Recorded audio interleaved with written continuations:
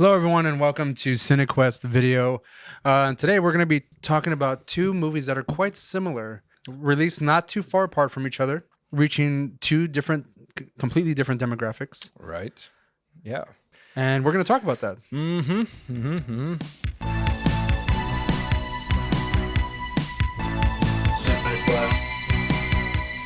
All right, guys. Again, welcome to CineKuest video. Remember, if you do like these episodes, please like and subscribe or rate on any of your platforms that you are listening on.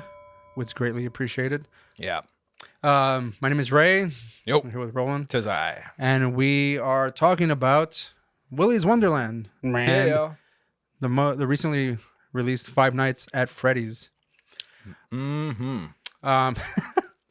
any of you are familiar with Five Nights at Freddy, probably the more popular currently as opposed to Willys Wonderland. Right.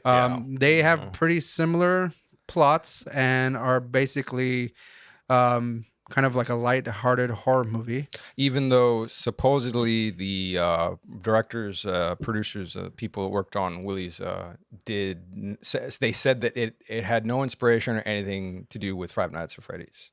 Which I was like, okay. I find it hard to believe. I do. Yeah, me too. But I mean, I know there are other movies out there from back in the day of like, animatronics where they come alive. And I thought it was a pretty cool comparison when they brought up your favorite fucking Killer Clowns from Outer Space. Yeah. But I mean, like, because it gives you that sense of like humor. Right? Yeah, like well, everything's very bright and colorful. I guess like the type of film that it is can fit into that particular genre, as like a horror comedy or a black comedy, however you want to call it. Yeah. But since these deals within like supernatural realms, you would place it in the horror genre. Also the murdery killing stuff and all that. Yeah, of course. I mean that does also lend itself. I mean that could be just a mystery. What about the satanic rituals? There you go. There's the horror element right there that we're talking about. Once you throw in satanic rituals or the spirits of dead children, pedophiles, like you're getting into some deep horror territory. Oh yeah. Nobody wants any of that shit.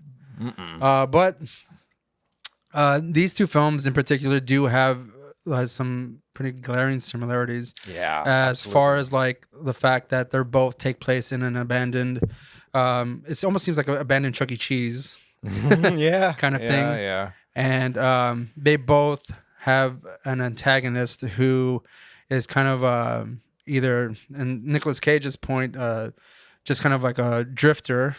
Right. Who happens to get caught up in this scenario where he has to clean up, right? He doesn't even have a name. They call him the janitor. Right. And it's deliberate of why he's here in this position. And then in Five Nights at Freddy, we do have like a down and out character. Yeah. I forget the guy's name, but he came out in like Future Man. I think he was in Hunger Games as well. Josh Hutcherson. I think so. I'm not sure. I was a fan of him as an actor because I've seen a lot of things that he's come out in that I have liked. But he is kind of like a down on his luck person who has to watch his sister, and he can't keep a job. And he has anger issues. Yep. And he kind of gets shitload of trauma. Kind of gets directed into this position, kind of because he's desperate. Pushes him into this position where he has no choice because they might take his sister, who he is the guardian of, away. Yeah. And you don't want to split them up. They're family. You don't want to split them up. I think the only thing about the Willys Wonderland scenario is that since he is a lonely drifter, he has no ties to anything, and we don't really know anything about his character. Right. No. But in they do it apparently like in the same style as just like a Western. The cowboy rides in on his Mustang or Charger or whatever the hell that car is. I thought it was a Mustang, but and just saves the day and just rides off into the sun. It rides off into the fucking sunset. Actually, yeah. But the thing about Five Nights at Freddy and Josh Hutcherson's character Mike, we do get a lot of somewhat backstory. Yes, and a lot like a kind of like a subplot of a brother that's gone missing, which I don't recall them actually addressing in the end. I think it kind of just falls apart to where like they're just battling these animatronic characters. It's mentioned once. I guess we should go into the spoiler-ish moments. This episode will have total spoilers in it. Yeah. Like if you haven't seen any of it, like don't watch. Yeah, wait for later. But so they do mention Matthew Lillard's character, Big shocker. Anybody that knows, well, actually, I assume that everybody that went to go watch the Five Nights at Freddy's movie was a fan of the series, which goes, there's no secret saying you have the whole plot's laid out there. Matthew Lillard as the villain, he does mention that. I think once when he yells at Mike, like, "I'll kill you like I killed your brother," and that's it. But we don't get any like. Aside from that, there's no real closure. But I guess that could be jumping off point to like a sequel if they attempt to do that. Well, I mean, yeah, there are a lot of sequels. I forget how many actual games are in the franchise because I don't care for it. Well, that's one thing I do want to mention is that we have talked about video game movies in the past, and this just so happens to be based on a video game which was created back in 2013, from my understanding, and has gone through many iterations as a video game. There are a lot of different kinds. The first one was the premise was interesting, but the gameplay is what turned me off to the whole thing because you play as Mike, you're our security guy, and you don't actually really move around. You kind of like. You change your view from the security feeds, the security cameras, to like I think some of the doors, and the gameplay involves you having only so much power, energy, or whatever, something in the building to shut the doors to stop some of the animatronics from getting to you to eat your ass. And I think you can also spend power to like turn the lights on and off or something like that to like force them to kind of move, kind of thing. I know it's I forget if it started out as a console game or I think it was a phone game first on smartphone. Okay. I'll be honest with you, I hadn't heard about it at all until like probably about a couple years ago. Like whenever the books started coming out, that's when I kind of became more familiar with it. And the books, it's geared towards kids. Yes, it's geared towards teens, but like it's not really teens that are into it. They're like younger elementary school boys and girls that either are just getting introduced kind of like to this horror genre in the video games and the books themselves, and now they're hooked. They're hooked onto this movie now. This is a gateway horror obsession. Yeah, because I mean, as far as like the budgets for these, I think both were fairly similar, but I think it was like 20 million for Five Nights at Freddy. Yes, and I was reading that Willys was like 5 million actually. Yeah, budget of 5 million, and they did not make that. They didn't make it. They didn't make it back. Okay, that's what I'm going to say about that. I mean, Willys Wonderland was a flop. Yeah, originally it was supposed to come in. It was supposed to release in theaters, but I think they did. But like it was a short, maybe a limited release for a short time. I don't know. But like reading here on the Wikipedias, it says it was supposed to be released on 2020 on the 30th of October, but because of COVID. Shutting down all the theaters at the time. Well, that I guess that could have been the big factor in the fact that why it was a flop because I mean a lot of movies at the time got pretty much screwed over. When we checked this out, I mean, like I hadn't seen any trailers, I hadn't been following shit. I was just like, hey, what's this on Hulu? I'm like, awesome. Well, actually, I remember specifically, it was, we all had like this watch party thing. Yeah. It was you, me, and Daniel. We all watched it because we were initially going to review the movie, but then we just didn't. Yeah. We got real lazy. Yeah. And we were just like, eh. It's a great movie, though. Yeah, it was fun. Yeah. I mean, there's lots of movies that we've seen with the intention of reviewing them. And then either time constraints or lazy. Even I'm going to do it and I get lazy or I recorded them and I'm like, this sucks. Yeah. And I just scrapped the whole review because, and I'll tell you right now, I've scrapped a lot of reviews because like I just think I did a shitty job at reviewing them. You should save them for Patreon. The ones that have escaped my SD card, I was delusional. I just let them go. And the other ones, I was just thinking too much about them. So I think I'm just going to start letting them go. Just let them out into the open. Just go. Yeah. I mean, at this point, we've been doing them long enough. If I suck still, then so be it. Oh, no. Terrible. Yeah. Scared. But again, this Five Nights at Freddy was released on Peacock and in theaters. Yeah. But I mean, a bunch of kids probably dragged their parents to go watch this movie. Yeah. And I mean, Willys Wonderland is not geared towards children, obviously. No, it's rated R. It's rated R. It's violent. It's gory. Yeah. There's strong sexual content.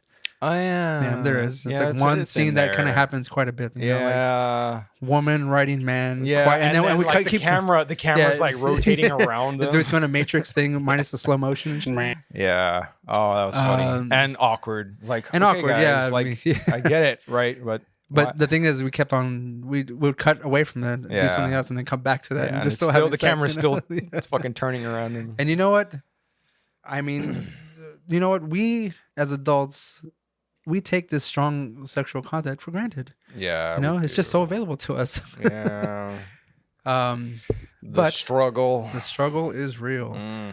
But anyways, so it's even if they were released without the Willys Wonderland was released, minus the pandemic, I still think it wouldn't have done as well because first of all, Nicolas Cage movies don't have the same draw as they would. I mean, it's people like you and I that would go watch these movies. I mean, we went to go watch Pig. There was like hardly anyone in the theater. Great movie. Yeah, it turned out to be fucking amazing. I saw Under the Unbearable with Pedro Pascal.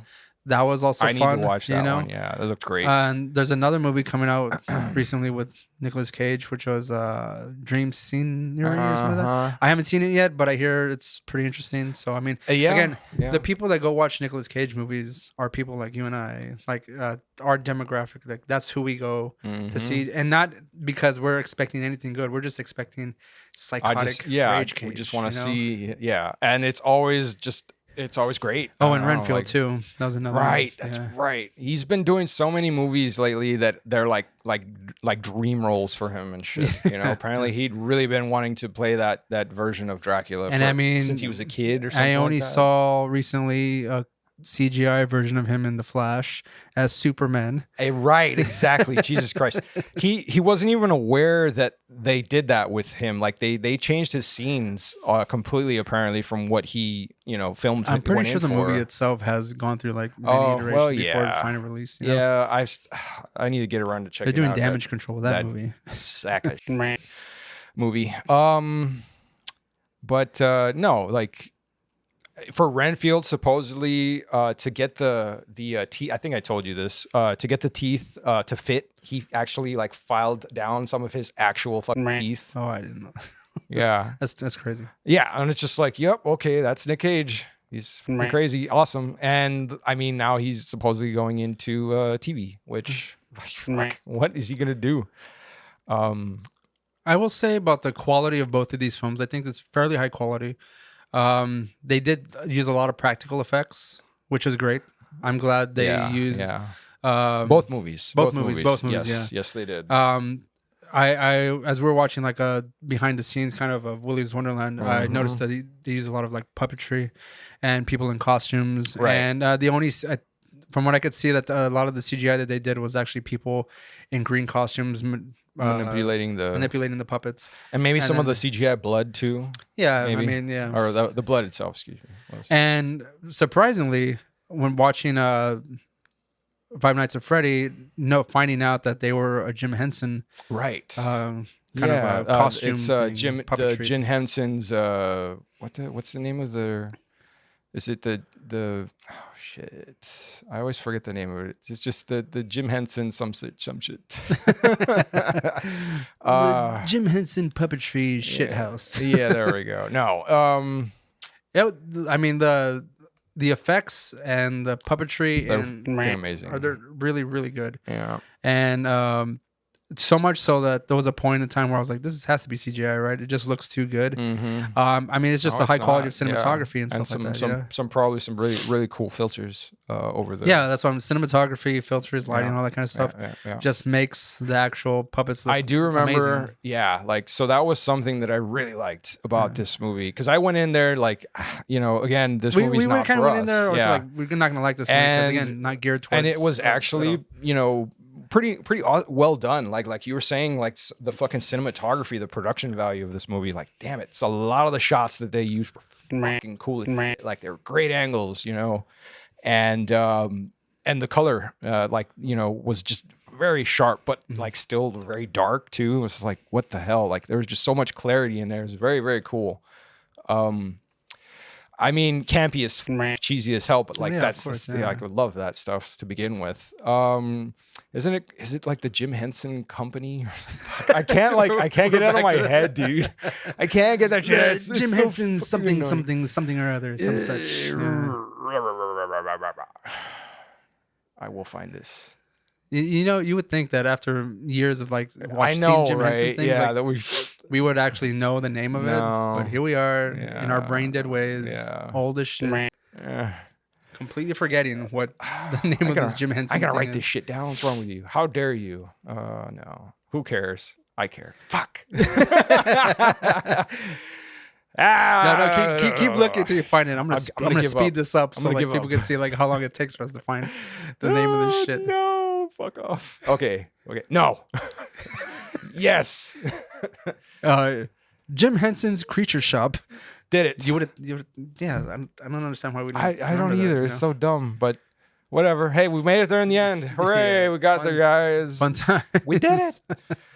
But yeah. So like I said, I think it's done really well. Like I said, both of them are done well.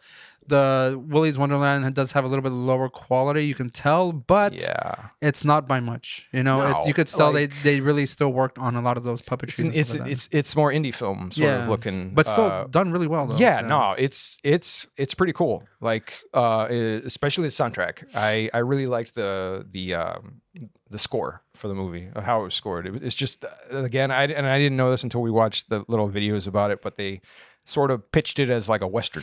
You know, and so like, okay, awesome. Willys Wonderland, by the way. Yeah. You had called it when we went to go check out Five Nights at Freddy's. It's like, okay, there aren't going to be very many death scenes, and whatever we probably see, it's going to be off camera. Yeah, and like some of the movie, and like they did have some, some cool ones. You know, the girl getting bit in half. You know, and then her torso, right? Her legs just fell. But you see a shadow. You don't see the whole thing, and it's like, okay, but not much blood, that's still just fine. You know. Yeah. Which was fine. I'm growing up enough to not need so much blood in my movies. You know, I mean, I appreciate the death enough where I don't need the gore, but I mean, it's welcome. It's a welcome. Hey, if it's tasteful. Yeah. Oh yeah, tasteful. Every movie we've seen has like the most insane amount of blood, and we're just like, yeah, more. Woo. You know. I did like in the beginning of the movie at Five Nights where I guess the first security guard gets taken out by that, like they strap him down, and I mean, of course, foreshadowing as hell when he's trying to get himself out from the harness or whatever that he's tied down to, and he doesn't make it, and he gets his face ground up by one of those masks. You know, it has some saw blades behind it, and I was like, oh, I like that. It's kind of like if the Saw movies tried to make like the Saw franchise was like for kids or something kind of thing. That seems very Saw-like. I mean, yeah, Saw-light. Sounds like a salad dressing. Saw-light. Yeah, it's like a vinaigrette. Anyways, it's delicious and nutritious. So I do want to talk about the antagonist in this movie because they're very different. And like I said, so going on to Willys Wonderland, we have to make it a point to talk about the fact that he says nothing in this movie. Right. Yeah. He's the lone drifter who kind of grunts a little bit, screams, but other than that, there's no actual dialogue. No. That he it's all says at all. Emotion. Yeah. It's all right here. Yeah. A lot of stare downs, a lot of flippant fucking acting. Yes. And it's fucking awesome. And I mean, the only time we see him kind of go a little nuts, of course, is when he's playing pinball and drinking his little soda and shit like that. Starts dancing. Yeah, and shit. Dancing like, randomly. Woo! But I think the thing that is funny about that is that even when he's battling these puppets, he'll stop when his alarm goes off to take his break. He's just exactly. Go make sure you take your breaks. Make sure you take your breaks. Yeah, hey. And you know what? By law, every 4 hours. That is something you need to take into every workplace. Always take your breaks, no matter what. You could be busy as shit. Take your break. Sorry, that's not your fault. Was it? No, the government said to take a break. my boss makes $1, I make a dime, so I shit on company time. Yeah. In Five Nights at Freddy, we have a very emotionally distraught character who, again, there's a lot of build up to even getting to the actual Five Nights place. Yeah, I understand it. The Five Nights franchise has a lot of backstory, Which, I mean, personally speaking, I mean, I could have done without or shorten it up or something, condense a lot of that stuff, because there's a lot of like flashbacks in this movie or like dream sequences. Yeah. And we don't really know what's going on for like the longest time. And I mean, I'm talking like an hour in, we're still kind of like, yeah, okay, he's just going through his day or whatever. I'm like, okay, this is dumb. And I mean, we understand that like the struggle is the fact that he's gonna have his sister taken away if he doesn't like kind of keep his job. Yeah, get his shit But then together. he gets so involved with this backstory about some brother that he lost or got kidnapped or something. Right. And it just goes on. And I feel like that's kind of like one of the weakest parts of this movie. You could have made a pretty decent horror kids film. I mean, I don't even think the kids give a fuck about the backstory either. Probably not. I mean, they care about the lore of the kids in the dead kids in the animatronics, which they bring about in like the dream sequence and stuff, because like they're talking to the actual main character. Right. And I did like that actually, because like I picked up on that instantly. I was like, why are these kids? Oh, it's them. Yeah, okay. it's them, But what? Like they're just beaming themselves into his fucking dreams. And we have to go through the motions with him, even trying to like they like tried to veer towards like a love interest, probably. Yeah. Security guard lady. Right. Just a hint of it, you know. In Willys Wonderland, there's nothing for Nicolas Cage to fall in love with. No. But he reluctantly and kind of accidentally saves like a whole town. Right. You know? Yeah. And I say by the power of his tenacity and the soda that he's drinking. Right. A bag full of sodas that he just beats the fuck out of people with, and some Kempo sticks. Yeah. And that he makes out of like a snapped broom handle or some shit. Of course, you know? man. And anything's a weapon for a man like Nicolas Cage. It was, and I still remember the build up to that scene when like he gets scratched by the weasel or whatever, and he just like looks at him. He's like, oh, and just fucking snaps the broom handle in half and starts whooping his ass. It's kind of like in that instance, a kind of soundbite from Ben Stiller from Dodgeball, like nobody makes me bleed my own blood. Nobody. Yes.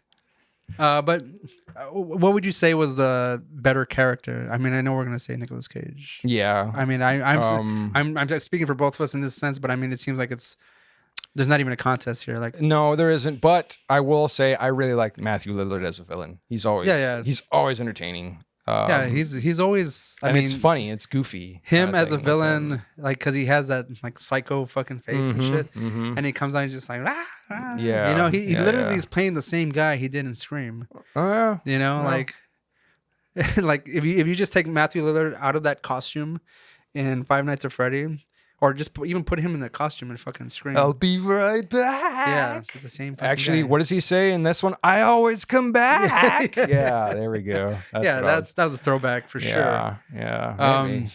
Yeah. I hadn't thought about that until just now. You're probably right. Yeah, and as far as like we don't really get a clear villain in Willys Wonderland other than like the main puppet. Right. You know, but we don't have any other than the fact that they are a bunch of they were like serial killer pedophile kind of characters, Satanists who Satanize themselves into these puppets, right? A la Chucky. Yeah, it's basically that. You know? Yeah. And then give me the power, I beg of you.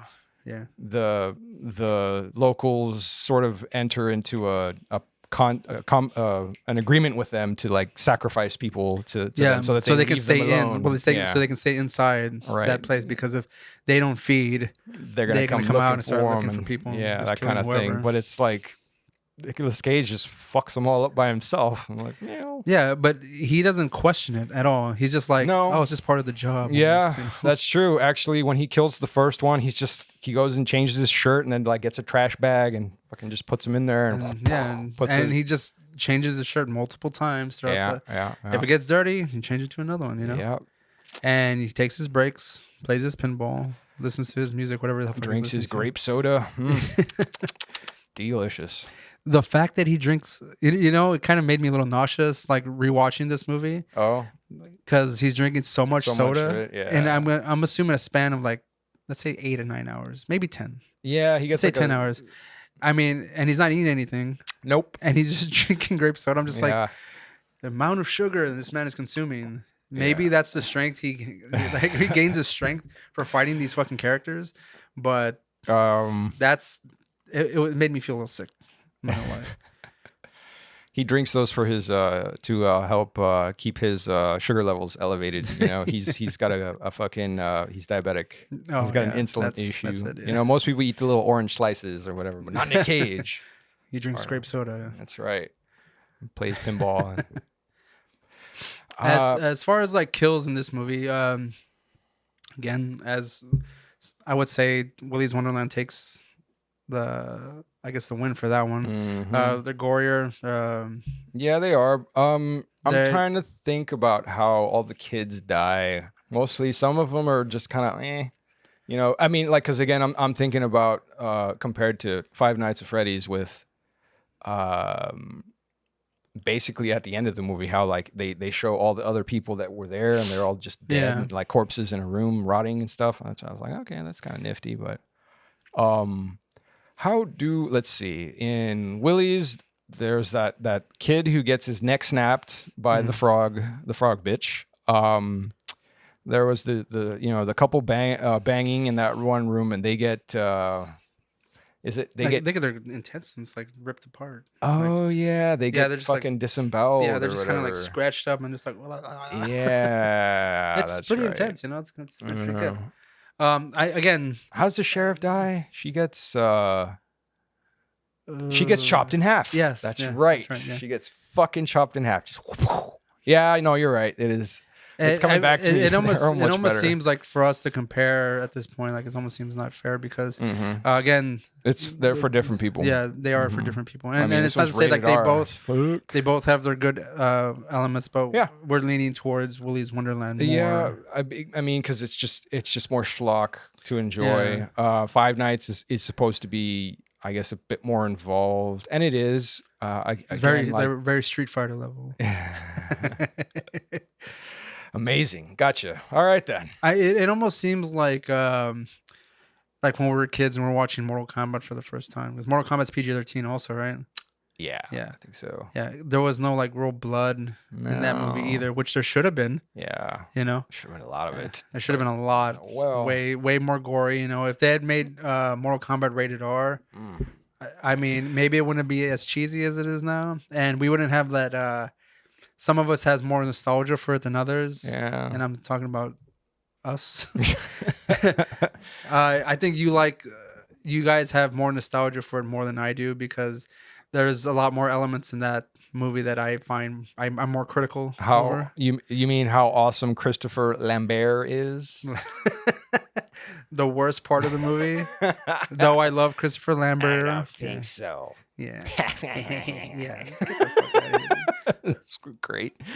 It's the best. Some of the worst, dude. It's the best. And then the second one's even worse. Oh fuck no, that was dog shit. And it's and that's exactly the way it's presented. I didn't really. I mean, the remake, the last Mortal Kombat was tolerable. I liked it a lot. I didn't give a shit about the lead character. He was lame, but like Scorpion and Sub-Zero were fucking awesome. I like the way the characters look a lot more. Better. Reptile was cool.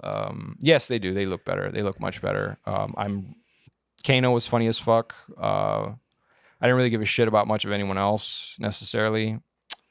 But there are, I think, some Mortal Kombat animated films, and they're gory as shit. I mean, kind of thing. But there's different interpretations that are probably either better or on par with the actual live action movies. Yeah. But they're still forgettable because it's just like it's the same shit as the game. So, you know, if you really want to check them out, go ahead.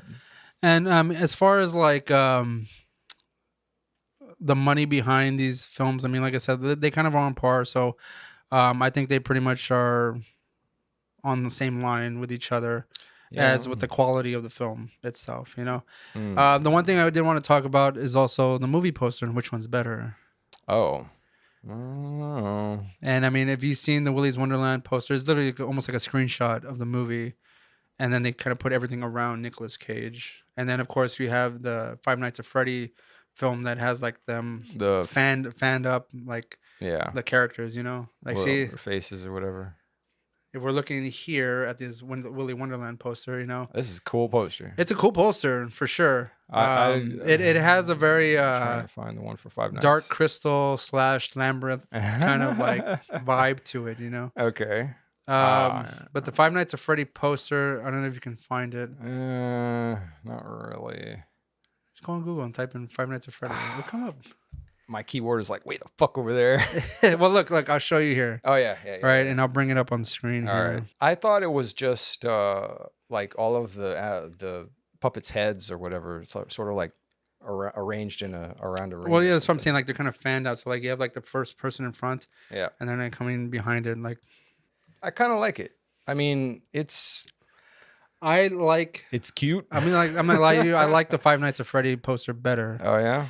Just because it looks like more uniform, more menacing. Mm-hmm. Because the characters, I mean, they have the purpleness, evil eye, and it has the purple, the CineKuest purple that we use normally, which I like. But also the Willys Wonderland does have that kind of element too. The same kind of colors. It does, but also like it's obviously like set up as a humor. Yeah, it's more chaotic, comedy, But look at that. These fucking characters look like they come out in Labyrinth. You remember those pink characters from Labyrinth? Yes. Those fucking dudes. And look at that character right there. Those eyes. That's all Jim Henson stuff right there. Yeah. That looks exactly like the Jim Henson Creature Shop puppets. But I personally like the cleanliness, the kind of like real symmetrical kind of thing going on with Five Nights at Freddy. Yeah, I mean it's so the composition of this is set very well. I mean, like everything is just like following each other right behind it. Yeah. It definitely pulls your eye into all the good shit. Yeah, but I mean, like if I was a kid and I saw that, I'd be like fucking excited as shit. Mm-hmm. But and they were, because that movie made a fuck ton of money. Yeah, as far as like. You said it was Blumhouse's like one of their most I think it was their most profitable highest grossing. Considering what have they been doing lately? Yeah, that's also considering true. what they've been doing lately. Yeah, that's a good point. I mean, these guys just shit movies they out. let David Gordon Green run amok, and we've gotten some real mediocre type of films. I mean, he started off strong, and I hate to like include Danny McBride in there because I really like Danny McBride a lot. Yeah. But they've been pulling out some shit out of their asses and playing. They're playing with the audience, and I don't like it. This is at this point, I would probably put Five Nights at Freddy's above like Halloween Ends.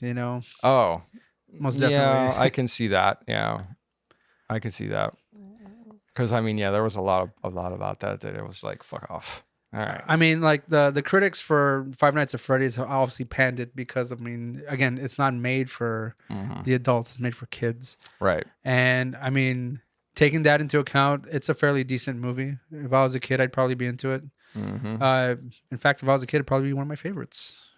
There's here we go. That's another poster. This looks pretty cool too. Yeah, that actually looks pretty cool too. Really cool. That's the theatrical poster. I was in the wrong. I think they're doing promotions, right? For sure. Advertisement is pretty good. Box office. 291.6 million out of a $20 million budget. Yeah. And Willys Wonderland couldn't even like rake up like $1 million. Again, pandemic, you can blame that. But I mean, you can also blame like the fact that Nicolas Cage movies don't have that. Right. Anymore. Yeah. And Renfield was great, but like that movie bombed too, Yeah. I mean, but if you see it, people see it, they like it. I mean, so overall, it's gonna have a fucking, I don't know how many sequels. So it'll have more sequels for sure. Yeah. It's just a shame we don't get more silent Nicolas Cage running amok and killing puppets. Oh, they could probably turn that for a sequel. They could turn that into a series of like the lone Nicolas Cage drifter going from town to town, saving it without even trying. And just kicking ass, Sure. I mean, They could just call it he's done that a lot, actually. the Janitor series or the Janitor trilogy. You know? Considering he doesn't have a name necessarily, he's just the janitor. Mm-hmm. We will just real quick. We'll talk about some of the other characters in these films. So as far as Willy's Wonderland is concerned, we do have a group of teenagers and a town full of I guess adults Bunch of old farts who are content with giving these supernatural figures their food. Yeah, and willing to like sacrifice innocent people in order to do so. And you have the young kids, or at least one of them, who was traumatized by one of these creatures killing her parents. Yep. And she's going to. She's not going to take this shit anymore. She's going to take a stand, you know? She's going to save Nick Cage. Save Nick Cage. That's her plan. But we all know that's like I don't know if they said it in this in Willy's Wonderland. I could have sworn I heard it that they're not. Yeah, she does. She says that. So like when the sheriff shows up and drags her away, she's like, "You don't understand. You know, they're not stuck in here with him, or what is it? He's not stuck in here with them. They're stuck. He's not stuck in here with them. They are stuck in here with him." And then I'm just like, there you go. Yeah, it was. You know, I mean, it was perfect cheese, of course. And I mean, you did mention like that other co-star, the girl, like she was like kind of expressionless. You know. Yeah. She didn't have much within the face. She couldn't even match the amount of intensity that Nicolas Cage was drawing just by not saying anything. Well, she had all the words to say. And couldn't even like portray that in I guess a fairly decent way. Yeah, I mean, like, I don't think I'm being pretty harsh. So bad with all the kids, but I think it was probably meant to be that way because the things that they were saying were just dumb. Yeah, I mean, they were deliberately stupid characters. You know, like they were meant to be killed and stuff like that. Yeah. But I think the only criticism we had primarily was the fact that the girl. She just had no expression. Yeah, she had a weird face. It reminded me of the actress from Thanksgiving, who had you'd see her lips move, but like nothing, like her cheeks and like nothing. There's no expression. She said that she had the same just like open dead stare. You know, it's like what the fuck. And yeah, like it was so weird. It looked like her mouth was like separated from the rest of her face. Like it just like they moved independently of each other or some shit. Like I didn't understand it. If it was intentional, like in that sense, like I thought it was in Thanksgiving, cool. But it's still kind of like weird. Yeah. It was still weird to see it. Like, it was like, what is wrong with this face? And as far as Five Nights at Freddy, we had a group of teenagers. I guess they're like late 20s maybe, or early 20s, sorry. And they were kind of like, they're kind of trying to like backstab Mike's Josh Hutcherson's character because they were being funded by his aunt, which is Mary Stuart Masterson, and she was kind of the bitch in this whole scenario, and trying to take his sister away from him. Which didn't make any sense because like she did not seem to like either of them. Yeah, so I was just like, why do you fucking unless care? She would get a check and she wanted to snap that check from her, but she seemed rich already. So like, what was the point of it? Like. She's just the bitch. I don't know. Yeah, could have been. You know, there might be something there that we don't know about or care. I mean, well, that's the problem with that particular storyline is that like a lot of it we just didn't care about. Yeah, it didn't. It make no matter like as far as like reactions for either of us. Yeah, what's going on with that backstory? You know, like I'm like, oh bummer, like his sister's gonna be taken away, but. Where are these puppets again? Like, yeah, exactly. What's going on with like puppets? It was kind of annoying, like the little relationships that the puppets had with his kid sister, kind of thing. Because it's like you see all this again. There's nothing in this movie. It's actually I want to say even more simplistic than Willy's, because it's like a bunch of ghost kids that animate these robots, and then they want to fucking a playmate, you know, and so. Again, like all of the dialogue in this foreshadowing is hell. Like it's like, oh, I get annoyed sometimes when it's just like, well, that's not gonna come up later, like, you know. Well, again, that's when they talk about like, well, they say that you know, once you see something, it stays as a memory somewhere in the back of your head. You know, you just have to find out how to unlock it. And he goes into his dream and he's like, I need to remember. And can you help me? Well, if we help you, you have to give us something. And it's like, oh, your sister. Yeah, exactly. I was like, oh no, they're not going to ask for the sister. No. Right. Yeah. And he's like, and then he's like, at first too, he's like, yeah, sure. Wait, you know, like, he's like, yeah, totally take her. Yeah, I need to find this out first. Right. Yeah, that's more important. I don't even like her. Shit, she's not my real sister. And then he wakes up. He's like, oh damn, what did I say? Yeah. Right. Again, story not geared towards us to find any of those details, because I mean, I would think as if we were kids, we're not going to pay attention to those like minor details and be like, well, why is he saying that, and why would he do, like, they're not even questioning any of that stuff. No, they know. And for us, I mean, we don't see the rationality between him being awake and like sleep, and why is he doing any of these things? You know, it doesn't make any sense. Yeah. But again, not geared towards us, so.